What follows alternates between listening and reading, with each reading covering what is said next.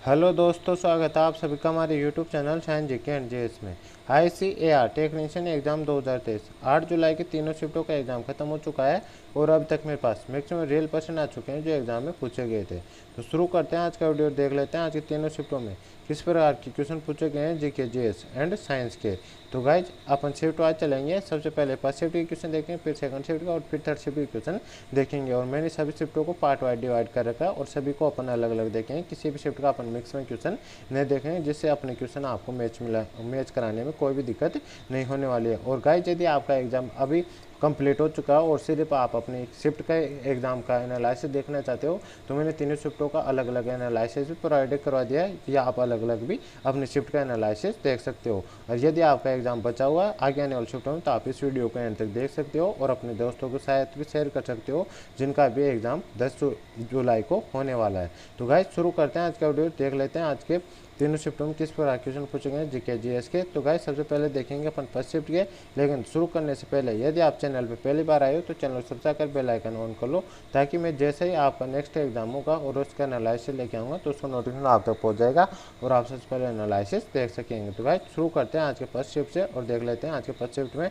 किस प्रकार क्वेश्चन पूछे गए हैं जीके जीएस एंड साइंस के। तो आज का फर्स्ट प्रश्न है, सिरका में कौन सा अम्ल पाया जाता है। तो एसिटिक अम्ल पाया जाता है, एसिटिक अम्ल इसका राइट आंसर हो जाएगा। और एसिटिक अम्ल का फॉर्मूला रहता है CH3COOH, इसका रासायनिक सूत्र रहता है और इसे एथेनोइक अम्ल भी कहा जाता है। तो ये फैक्ट भी आपको ध्यान रखना है। इस पर नेक्स्ट क्वेश्चन पूछा गया था, खेलो इंडिया यूथ गेम्स का 5वां संस्करण कहाँ हुआ था। तो ये मध्य प्रदेश में हुआ था और मध्य प्रदेश के ये 8 शहरों में आयोजित हुआ था। वो कौन कौन से, भोपाल, जबलपुर, इंदौर, उज्जैन, ग्वालियर, मांडला, बालाघाट, खरगोन में ये आयोजित किया गया था। और साइकिलिंग का जो प्रतियोगिता की गई थी वो नई दिल्ली में आयोजित की गई थी। तो ये फैक्ट भी आपको ध्यान रखना है। नई दिल्ली के कहाँ पे की गई थी, IG स्टेडियम वेल्ड्रोम में ये प्रतियोगिता आयोजित की गई थी। तो ये फैक्ट भी आपको ध्यान रखना है। इसमें नेक्स्ट क्वेश्चन पूछा गया था, राज्य भाषा आयोग का गठन कब हुआ था। वह 1955 में इसका संविधान के राज्य भाषा आयोग का गठन किया गया था और 1956 में इसने अपनी रिपोर्ट प्रस्तुत की थी। तो 1955 इसका राइट आंसर हो जाएगा। इस पर नेक्स्ट क्वेश्चन पूछा गया था, 1970 में पेड़ से संबंधित कौन सा आंदोलन था। वह चिपको आंदोलन चलाया गया था जो 1973 में शुरू हुआ था। और कहाँ पे शुरू हुआ था, तो उत्तराखंड में हुआ था ये शुरू, और उत्तराखंड के चमोली जिले में हुआ था। तो इफेक्ट पे आपको ध्यान रखना। और इसके बात करें तो यह उत्तराखंड के वनों की सुरक्षा के लिए वहाँ के लोगों ने द्वारा 1970 के दशक में आरंभ किया गया आंदोलन है। इसमें लोगों ने पेड़ों को गले लगा लिया था ताकि उन्हें कोई काट न सके। यह आलिंगन दर असल प्रकृति और मानव के बीच प्रेम का प्रतीक बना और इसे चिपको आंदोलन की संज्ञा दी गई थी। इसमें नेक्स्ट क्वेश्चन पूछा गया था, खेलो इंडिया विंटर गेम्स 2022 के समापन समारोह में मुख्य अतिथि कौन रहे थे। तो क्या खेल केंद्रीय गृह मामलों और युवा मामलों और खेल राज्य मंत्री निश्चित प्रमाणिक समापन समारोह के अवसर पर मुख्य अतिथि के रूप में मौजूद रहे थे। तो निश्चित प्रमाणिक इसका राइट आंसर हो जाएगा। इसमें नेक्स्ट क्वेश्चन पूछा गया था, आमतौर पर बेस्टिल दिवस के रूप में जाना जाने वाला फ्रांस का राष्ट्रीय दिवस हर साल किस तारीख को मनाया जाता है। तो 14 जुलाई को मनाया जाता है। 14 जुलाई इसका राइट आंसर हो जाएगा। इसमें नेक्स्ट क्वेश्चन पूछा गया था, 2011 की जनगणना के अनुसार एसटी की साक्षरता दर कितनी थी। तो एसटी की साक्षरता दर की बात करें तो 59% है। लेकिन कुछ स्टूडेंट ये क्वेश्चन बता रहे थे कि 2011 की जनगणना के अनुसार भारत में एसटी की जनसंख्या कितने परसेंट थी। तो टोटल जनसंख्या 8.6% थी। तो ये इसका राइट आंसर हो जाएगा। इसमें नेक्स्ट क्वेश्चन पूछा गया था, विश्व का सबसे बड़ा नदी द्वीप कौन सा है। तो मांजुली द्वीप है जो ब्रह्मपुत्र नदी पर स्थित है। तो मांजुली द्वीप इसका राइट आंसर हो जाएगा। इसमें नेक्स्ट क्वेश्चन पूछा गया था, 1972 में पश्चिम बंगाल वन विभाग ने राज्य के दक्षिण पश्चिमी जिलों वनों को पुनर्जीवित करने में अपनी विफलताओं को निम्नलिखित मान्यता दी है। तो यह किस वर्ष को दिए। तो यह साल के वृक्ष को वनों को दिए, साल के वनों को। तो साल इसका राइट आंसर हो जाएगा। और अरबरी जंगल पश्चिम बंगाल के मिदनापुर जिले में स्थित है। तो ये फैक्ट भी आपको ध्यान रखना। और अरबरी जंगल में साल के वृक्ष पाए जाते हैं, ये भी आपको ध्यान रखना है। इसमें नेक्स्ट क्वेश्चन पूछा गया था, एनी बेसेंट ने गर्म दल और नरम दल को किस अधिवेशन में मिलाया था। 1916 के लखनऊ अधिवेशन में मिलाया था। तो ये इसका राइट आंसर हो जाएगा। और ये किस अधिवेशन में विभाजित हो गए थे, ये कांग्रेस के सूरत अधिवेशन में विभाजित हो गए थे जो 1907 में हुआ था। उसमें ये विभाजित हो गए थे, गर्म दल और नरम दल में ये विभाजित हो गए थे। इसमें नेक्स्ट क्वेश्चन पूछा गया था, गयासुद्दीन तुगलक ने अपने वंश की स्थापना कब की थी। तो गाइस इस वंश की स्थापना की बात करें तो इन्होंने 1320 में की थी। 1320 इसका राइट आंसर हो जाएगा। और इस गयासुद्दीन तुगलक के कार्यकाल की बात करें 1320 से 1325 तक रहा था। और तुगलक वंश का टोटल कार्यकाल की बात करें 1320 से 1214 तक इसने शासन किया था। अब मामूलक वंश की बात करें तो 1206 से लेकर 1290 तक यानी गुलाम वंश से मामूलक वंश को गुलाम वंश भी कहा जाता है। 1206 से 1290 तक इसने कार्य किया था, कार्यकाल संभाला था। और खिलजी वंश ने 1290 से 1320 तक कार्यकाल संभाला था। और तुगलक वंश से 1320 से लेकर 1414 तक इसने शासनकाल संभाला था। तो ये फैक्ट आपको ध्यान रखना है। इसमें नेक्स्ट क्वेश्चन पूछा गया था, गंगा नदी की लंबाई कितनी है? तो 2510 किलोमीटर है। तो 2510 किलोमीटर इसका राइट आंसर हो जाएगा। इस नदी की बात करें तो गंगा दक्षिण एशिया की एक सीमा पारिक नदी है। यह भारत और बांग्लादेश से होकर बहती है। तो ये फैक्ट आपको ध्यान रखना है। और यह नदी गंगोत्री ग्लेशियर से निकलती है जो उत्तराखंड में पश्चिमी हिमालय में स्थित है। ये फैक्ट भी आपको ध्यान रखना है। और इसमें बाएं तट की सहायक नदियों की बात करें, मतलब बाएं ओर से मिलने वाली नदियों की बात करें तो गोमती, गंडक, घाघरा, कोसी, रामगंगा और महानदी है। और दाएं तट से की सहायक नदियों की बात करें उसमें यमुना, सोन, दामोदर, तमसा और पुनपुन ये नदियाँ शामिल है। तो ये फैक्ट आपको ध्यान रखना है। इसमें नेक्स्ट क्वेश्चन पूछा गया था, पहला द्रोणाचार्य अवार्ड किस खेल से संबंधित है? तो इसकी बात करते रेसलिंग खेल से संबंधित है। रेसलिंग कोच को दिया गया था। और द्रोणाचार्य पुरस्कार आधिकारिक तौर पर खेलों में उत्कृष्ट कोचों को दिया जाता है। ये फैक्ट आपको ध्यान रखना है। और पहला द्रोणाचार्य अवार्ड सन 1950 में दिया गया था जो, और इसे रेसलिंग कोच बालचंद्र भास्कर भागवत ने इसे जीता था। तो ये फैक्ट आपको ध्यान रखना है। इसमें नेक्स्ट क्वेश्चन पूछा गया था, जामा मस्जिद का निर्माण कौन से सन में हुआ था? तो 1656 में होता है। यह इसका राइट आंसर हो जाएगा। जामा मस्जिद भारत की सबसे बड़ी मस्जिदों में से एक है। इसे 1 लाख रुपए की लागत से 1644 और 1656 के बीच मुगल बादशाह शाहजहां ने बनवाया था।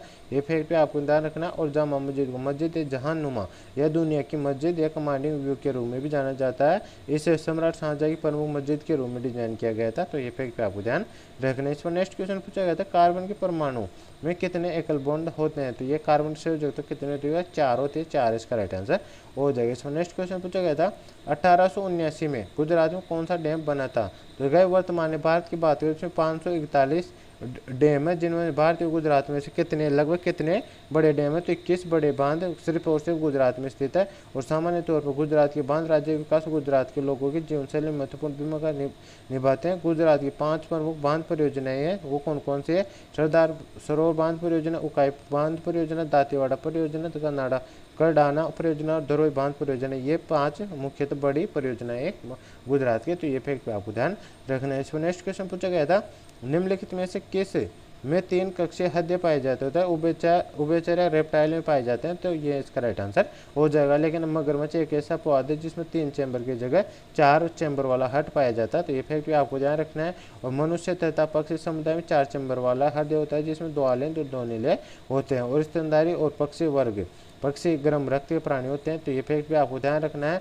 और हृदय संबंधी अध्ययन को क्या कहा जाता है? तो कार्डियोलॉजी कहा जाता है। तो ये फैक्ट भी आपको ध्यान रखना है। ये हृदय अध्ययन को क्या कहा जाता है? कार्डियोलॉजी कहा जाता है। तो ये फैक्ट भी आपको ध्यान रखना है। इसमें नेक्स्ट क्वेश्चन पूछा गया था, लुसाने डायमंड कप 2023 के विनर कौन है? तो नीरज चोपड़ा इसका राइट आंसर हो जाएगा। 2022 का कौन है? तो 2022 डायमंड लीग के विजेता भी नीरज चोपड़ा है। तो ये फैक्ट भी आपको ध्यान रखना है। इसमें नेक्स्ट क्वेश्चन पूछा गया था, ब्रह्मपुत्र नदी का उद्गम कहाँ से होता है? तिब्बत के मानसरोवर से होता है। तो ये इसका राइट आंसर हो जाएगा। लेकिन सिंधु, सतलज और ब्रह्मपुत्र इन तीनों नदियों का यहाँ से तिब्बत के मानसरोवर से उद्गम होता है। तो ये फैक्ट आपको ध्यान रखना है। और ब्रह्मपुत्र नदी पर दुनिया की सबसे बड़ी निधि द्वीप यानी मांजुली द्वीप स्थित है। तो ये फैक्ट आपको ध्यान रखना है। इस पर नेक्स्ट क्वेश्चन पूछा गया था, लो नगाई फसलों से बुआई से संबंधित त्यौहार कहाँ मनाया जाता है? मणिपुर में मनाया जाता है। मणिपुर इसका राइट आंसर हो जाएगा। इस पर नेक्स्ट क्वेश्चन है, NDRF की स्थापना कब हुई थी? वह 2005 में इसकी स्थापना हुई थी। 2005 इसका राइट आंसर हो जाएगा। और आपदा प्रबंधन अधिनियम के तहत स्थापित किया गया मुख्यालय, इसका मुख्यालय बाद नई दिल्ली में और यह गृह मंत्रालय के अधीन कार्यरत संस्था है। तो ये फैक्ट आपको ध्यान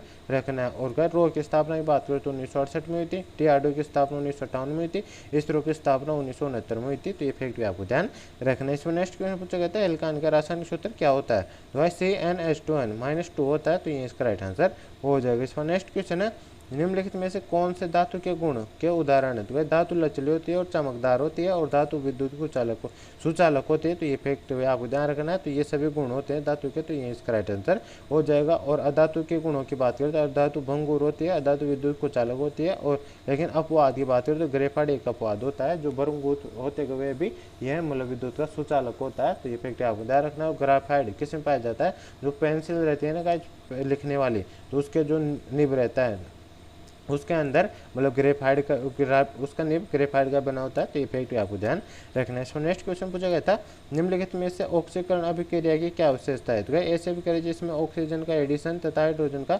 रिमूवल होता है उसे ऑक्सीकरण अभिक्रिया कहा जाता है।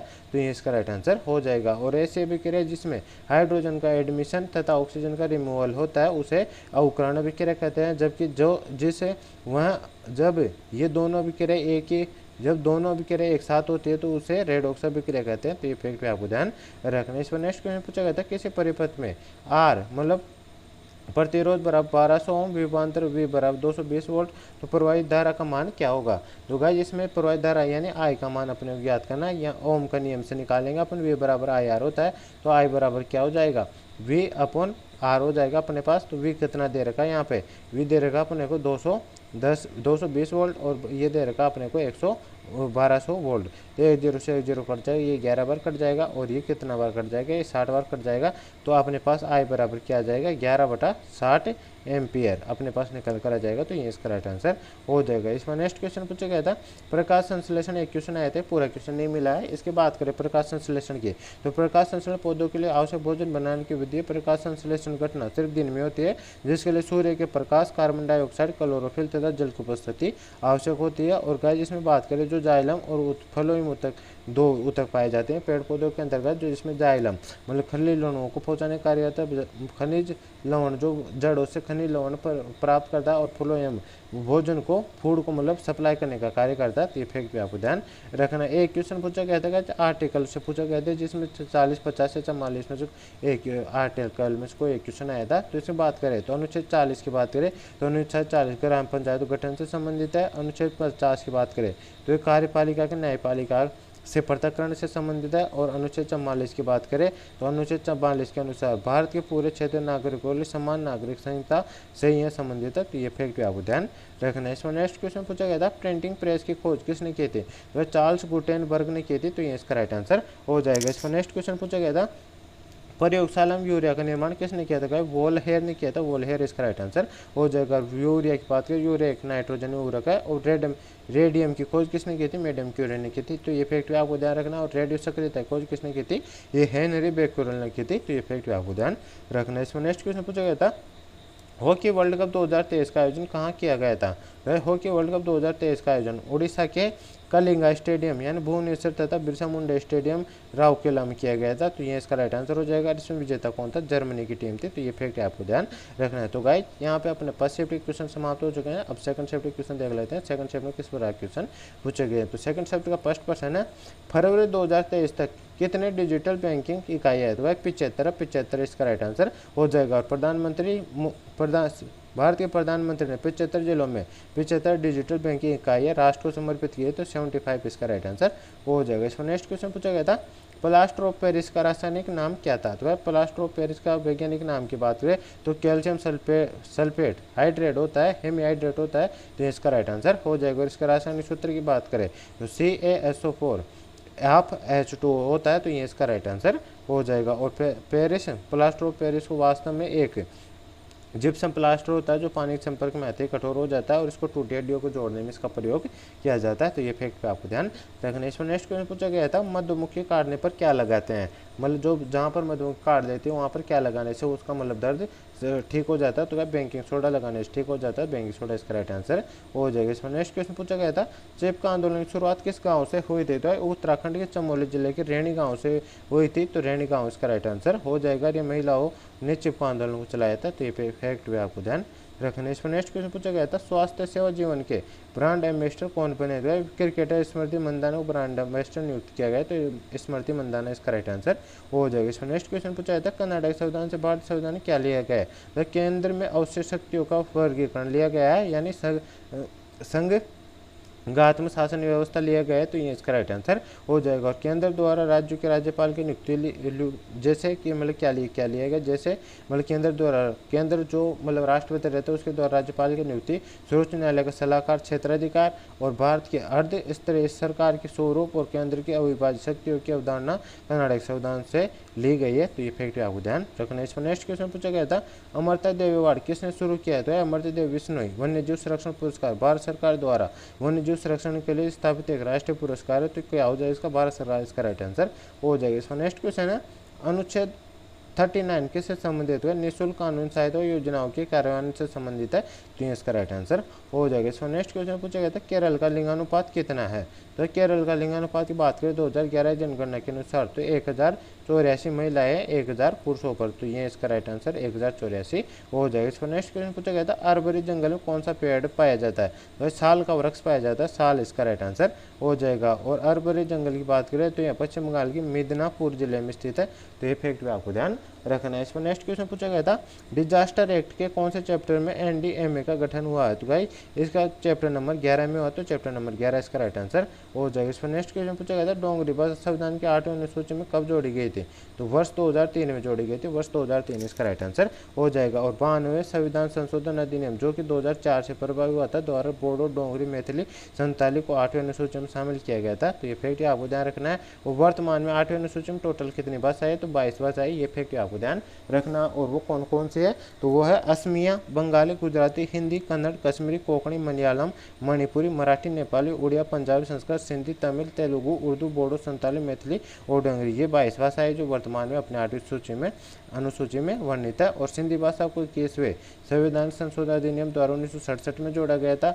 इसके बाद 3 और भाषाओं जैसे कोंकणी, मणिपुरी, नेपाली को 1992 71 संविधान संशोधन अधिनियम द्वारा 8वें अनुसूची में शामिल किया गया था, तो ये फैक्ट आपको ध्यान रखना है। इसमें नेक्स्ट क्वेश्चन पूछा गया था स्वराज पार्टी के प्रेसिडेंट और सेक्रेटरी कौन थे, जब प्रेसिडेंट की बात करें चित्तरंजन दास थे और सेक्रेटरी मोतीलाल नेहरू थे, तो ये इसका राइट आंसर हो जाएगा। स्वराज पार्टी के गठन की बात करें तो 1 जनवरी 1923 को इसका गठन हुआ था, ये फैक्ट आपको ध्यान रखना। और किसने किया था, CR दास यानी चित्तरंजन दास और मोतीलाल नेहरू ने दोनों ने मिलकर इसका गठन किया था। इसमें नेक्स्ट क्वेश्चन पूछा गया था जैन धर्म में क्षमा वाले फेस्टिवल को क्या कहते हैं, तो पर्युषण महापर्व कहा जाता है, तो ये इसका राइट आंसर हो जाएगा। और पर्युषण महापर्व कसायन समन का पर्व यह पर्व 8 दिनों तक मनाया जाता है, जिसमें किसी के भीतर में उपताप पैदा हो गया हो या किसी के प्रति द्वेष की भावना पैदा हो गई हो, तो यह उसके शांत करने का पर्व। धर्म के द्वार 10 बताए हैं, उनमें से पहला द्वार क्षमा यानी समता, इसका पहला मार्ग बताया गया है, ये फैक्ट आपको ध्यान रखना है। इसमें नेक्स्ट क्वेश्चन पूछा गया था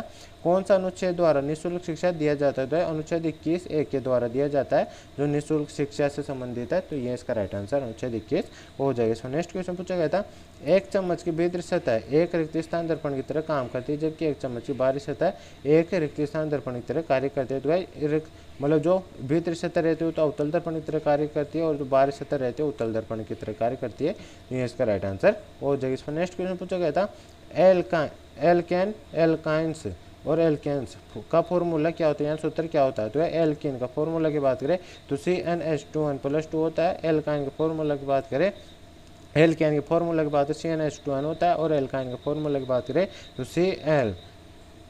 CnH2n-2 इसका फॉर्मूला होता है, तो ये इसका राइट आंसर हो जाएगा। इसमें नेक्स्ट क्वेश्चन पूछा गया था महाराष्ट्र से 20 किलोमीटर दूरी पर एक बांध बनाया गया था, वह किस नदी पर बना हुआ है, तो खड़गवासला बांध है और वो कौन सी नदी पर बना हुआ, तो मुथा नदी पर बना हुआ, मुथा नदी इसका राइट आंसर हो जाएगा। इसमें नेक्स्ट तो गाइस यहाँ पे अपने सेकंड शिफ्ट के क्वेश्चन भी समाप्त हो चुके हैं, अब थर्ड शिफ्ट के क्वेश्चन बचे हैं। थर्ड शिफ्ट के क्वेश्चन देख लेते हैं थर्ड शिफ्ट में किस प्रकार क्वेश्चन पूछे गए हैं। तो थर्ड शिफ्ट का फर्स्ट क्वेश्चन है सरिस्का टाइगर रिजर्व किस राज्य में है, तो सरिस्का टाइगर रिजर्व ये अरावली पहाड़ी में स्थित है और राजस्थान के अलवर जिले में स्थित है, तो राजस्थान इसका राइट आंसर हो जाएगा। और सरिस्का को 1955 में एक वन्य जीव अभ्यारण्य घोषित किया गया था और बाद में 1978 में से एक बाघ अभ्यारण्य घोषित कर दिया गया है, तो ये फैक्ट आपको ध्यान रखना है, जिससे यह एक प्रोजेक्ट टाइगर का हिस्सा बन गया है, तो ये फैक्ट आपको ध्यान रखना है। इसमें नेक्स्ट क्वेश्चन पूछा गया है गौतम बुद्ध का जन्म कहाँ पर हुआ था, लुम्बिनी नेपाल में हुआ था, ये इसका राइट आंसर हो जाएगा। इसमें नेक्स्ट क्वेश्चन पूछा गया था पाकिस्तान का पहला प्रधानमंत्री कौन बना था, तो नवाबजादा लियाकत अली खान बने थे, तो ये इसका राइट आंसर हो जाएगा। और इन्होंने 15 अगस्त 1947 को कार्यभार ग्रहण किया था, 16 अक्टूबर 1951 तक इन्होंने मतलब कार्यभार संभाला था। इसमें नेक्स्ट क्वेश्चन पूछा गया था मराठी भाषा गौरव दिवस किस दिन मनाया जाता है, तो ये 27 फरवरी को मनाया जाता है, 27 फरवरी इसका राइट आंसर हो जाएगा। इसमें नेक्स्ट क्वेश्चन पूछा गया है बांग्ला फेस्टिवल किस राज्य में मनाया जाता है? बांग्ला फेस्टिवल भारत के पूर्वोत्तर स्थित मेघालय में मनाया जाता है और यह उत्तरी बांग्लादेश के कुछ क्षेत्र में बसने वाले लोगों द्वारा मनाया जाता है। तो मेघालय इसका राइट आंसर हो जाएगा। वहाँ की गारो समुदाय द्वारा यह नवंबर के महीने में फसल कटाई से संबंधित एक उत्सव मनाया जाता है। तो ये फैक्ट पे आपको ध्यान रखना है। इसमें नेक्स्ट क्वेश्चन पूछा गया अप्रैल 2023 तक कितनी शास्त्रीय भाषाएं? टोटल 6 शास्त्रीय भाषाएं वो कौन कौन सी? तमिल, तेलुगु, संस्कृत, कन्नड़, मलयालम और ओडिया। ये 6 शास्त्रीय भाषाएं अप्रैल 2023 की स्थिति के अनुसार। और इनकी बात करें तो तमिल पहली शास्त्रीय भाषा थी जिसे मतलब दर्जा कब दिया गया था? 2004 में इसे शास्त्रीय भाषा का दर्जा दिया गया था। तो ये फैक्ट भी आपको ध्यान रखना है। इसके बाद 2005 में संस्कृत को शास्त्रीय भाषा का दर्जा दिया गया था। 2008 में कन्नड़ को शास्त्रीय भाषा का दर्जा दिया गया था। 2008 में तेलुगु को भी शास्त्रीय भाषा का दर्जा दिया गया था और 2013 में दिया गया था मलयालम भाषा को। 2014 में सबसे लास्ट में उड़िया भाषा को शास्त्रीय भाषा का दर्जा दिया गया था। तो ये फैक्ट आपको ध्यान रखना है। इसमें नेक्स्ट क्वेश्चन पूछा गया था महिला IPL 2023 की कौन विजेता था? मुंबई इंडियंस इसका राइट आंसर हो जाएगा। इसमें रनर अप यानी उपविजेता कौन थी? तो दिल्ली इसका राइट आंसर। ये भी आपको ध्यान रखना है। और इसमें विनर को 6 करोड़ रुपए दिए गए थे, उपविजेता को 3 करोड़ और जो थर्ड स्थान पर रहा था उसे 1 करोड़ रुपए का नाम दिया गया था। टोटल इसमें प्राइज की बात करें 10 करोड़ रुपए इसका प्राइज रखा गया था। तो ये फैक्ट आपको ध्यान रखना है। इसमें नेक्स्ट क्वेश्चन पूछा गया था RTI एक्ट यानी RTI एक्ट कब आया था? तो इस सूचना का अधिकार ये 2005 में आया था। 2005 इसका राइट आंसर हो जाएगा। 15 जून 2005 में इसे अधिनियमित किया गया था और पूर्णतः 12 अक्टूबर 2005 को इसे संपूर्ण धारा के साथ लागू कर दिया गया था। तो ये इसका राइट आंसर हो जाएगा। और RTI फुल फॉर्म क्या होती है? तो राइट टू इन्फॉर्मेशन इसकी फुल फॉर्म होती है। तो ये फैक्ट आपको ध्यान रखना है। इसमें नेक्स्ट क्वेश्चन पूछा गया था भारत में अब तक कितनी महिलाएं राष्ट्रपति रह चुकी है? तो 2 महिलाएं राष्ट्रपति रह चुकी है। वो कौन है? प्रथम थी प्रतिभा देव सिंह पाटिल जो भारत की पहली महिला राष्ट्रपति थी और उन्होंने 25 जुलाई 2007 से 25 जुलाई 2012 तक इस पद पर कार्य किया था। और राष्ट्रपति बनने वाली में भारत की 12वीं शख्सियत थी, मतलब 12वें क्रम की राष्ट्रपति बनी थी। और जो वर्तमान में भारत की 15वीं राष्ट्रपति द्रौपदी मुर्मू देश की दूसरी महिला राष्ट्रपति है और उन्होंने 25 जुलाई 2022 को इस पद संभाला है। तो ये फैक्ट आपको ध्यान रखना है। इसमें नेक्स्ट क्वेश्चन पूछा गया था 2021 का chess player of the player कौन था? तो अभिनव मिश्रा था। अभिनव मिश्रा इसका राइट आंसर हो जाएगा। भारतीय मूल के 12 वर्षीय अभिनव मिश्रा चेस के प्लेयर के सबसे कम उम्र के ग्रैंड मास्टर बन गया। तो ये फैक्ट भी आपको ध्यान रखना है। और गाइस लेकिन कुछ स्टूडेंट बता रहे थे कि 2022 का पूछा था। 2022 की बात करें तो 2022 का chess player of the player कौन बना? तो डी मुकेश बना था। तो ये फैक्ट भी आपको ध्यान रखना है। इसको नेक्स्ट क्वेश्चन पूछा गया था हीरे का अपर्तनांक कितना होता है? हीरे का अपर्तनांक 2.42 होता है। तो ये इसका राइट आंसर हो जाएगा। पानी के अपर्तनांक की बात करते हैं 1.33 होता है। कांच का अपर्तन 1.5 होता है। और गाइस निर्वात का अपर्तनांक कितना होता है? 1 होता है। ये भी आपको ध्यान रखना है। इसमें नेक्स्ट क्वेश्चन पूछा गया था प्रार्थना समाज की स्थापना कब और कहाँ पर हुई थी? 1867 में मुंबई में हुई थी। तो ये मुंबई इसका राइट आंसर हो जाएगा। और 1867 में किसने की थी? आत्माराम पांडुरंग ने प्रार्थना समाज की स्थापना की थी। लेकिन कुछ स्टूडेंट ब्रह्म समाज की स्थापना बता रहे थे। तो ब्रह्म समाज की स्थापना की बात करें तो ब्रह्म समाज की स्थापना किसने की थी? राजा राममोहन राय ने की थी। तो ये फैक्ट आपको ध्यान रखना है। वेद समाज की स्थापना की बात करें तो केशव चंद्र सेन तथा श्री द्रविड़ ने की थी। और आर्य समाज की स्थापना दयानंद सरस्वती ने की थी। तो ये फैक्ट आपको ध्यान रखना है। इसमें नेक्स्ट क्वेश्चन पूछा गया था अभी से अंतिम जनगणना कब हुई थी? 2011 में अंतिम जनगणना हुई थी। 2011 इसका राइट आंसर हो जाएगा। इसमें नेक्स्ट क्वेश्चन पूछा गया था आपदा प्रबंधन अधिनियम किस वर्ष पारित हुआ था? तो 2005 में पारित हुआ था। 2005 इसका राइट आंसर हो जाएगा। इसमें नेक्स्ट क्वेश्चन पूछा गया था पर्यावरण संरक्षण अधिनियम किस वर्ष पारित हुआ था?